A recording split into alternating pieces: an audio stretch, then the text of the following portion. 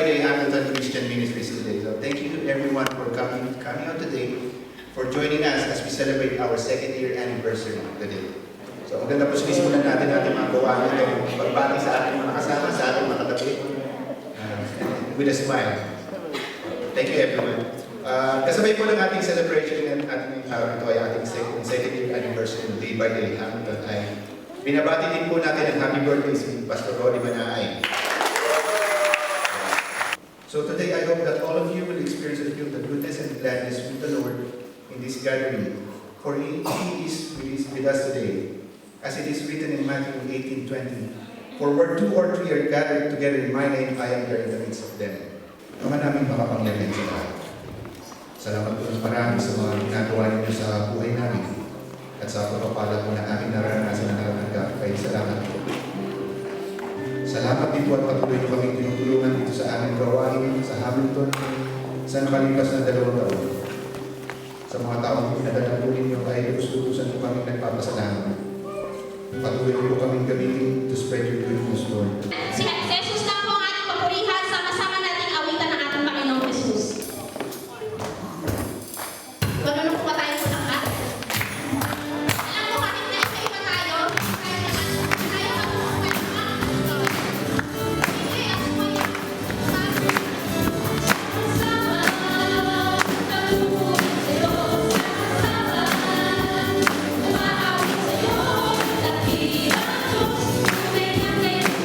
Thank you.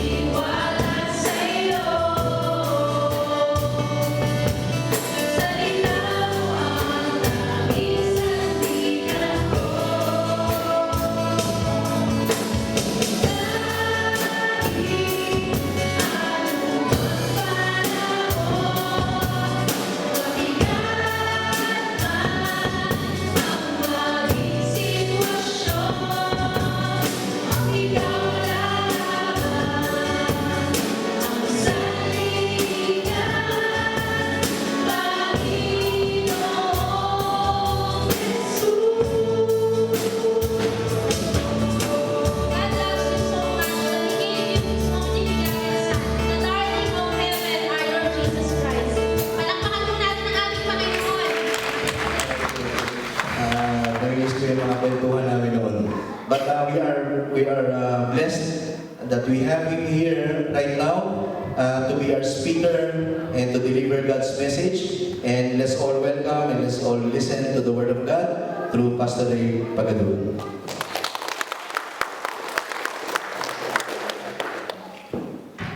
Magandang umaga po. Good morning everyone. So, kinaabot po ng Day by Day Christ Church ang amin pong pagbati, no? Mas gago namin pagbati sa inyo. Happy second birthday sa Day by Day Hamilton. So tayo po ay manalangin. Let's commit to the Lord ang ating pong pagsasaluhan ngayong umaga. Let's pray. Panginoon, maraming salamat po sa inyong pong kabutihan. Salamat po, Panginoon, dahil kayo po ang source ng lahat ng bagay. Spiritual growth. So napakaganda ng topic natin this morning. Spiritual growth. Ano po bang spiritual growth? Ang daming definitions. When I check references ng Bible and even mga commentaries, ang daming definition ng Bible. But this morning, we will simplify. Ang sabi ko ng definition na ibibigay ko po sa inyo is that spiritual growth is the process of becoming more and more like Jesus Christ. No? Kapag tayo ay naging believer ni God, when we place our faith in Jesus, the Holy Spirit,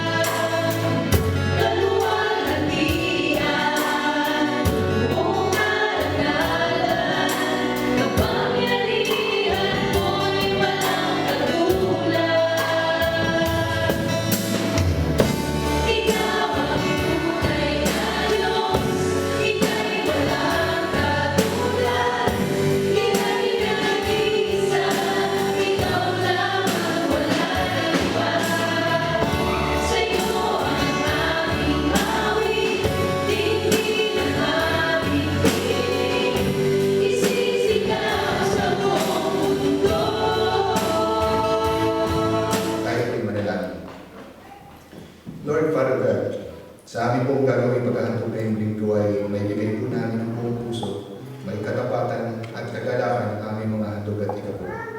At kami po ay mag-umapaw sa mabuting gawa para sa ikaluwalhati ng inyong dakilang pangalan, ang mga makapangyarihan sa lahat. Amen.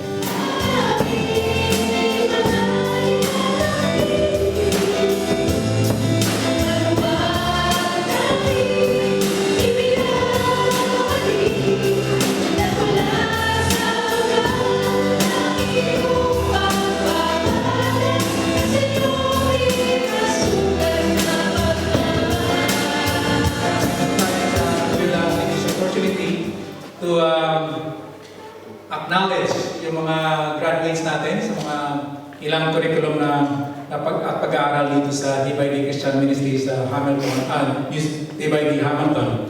At natin po tinatawagan si Pastor Rani at Sister Glenda sa pagbabahagi ng mga certificate. Please pardon us this kingdom. Tayo po manalangin. Oh Heavenly Father, I would like to offer this children of yours, your people. And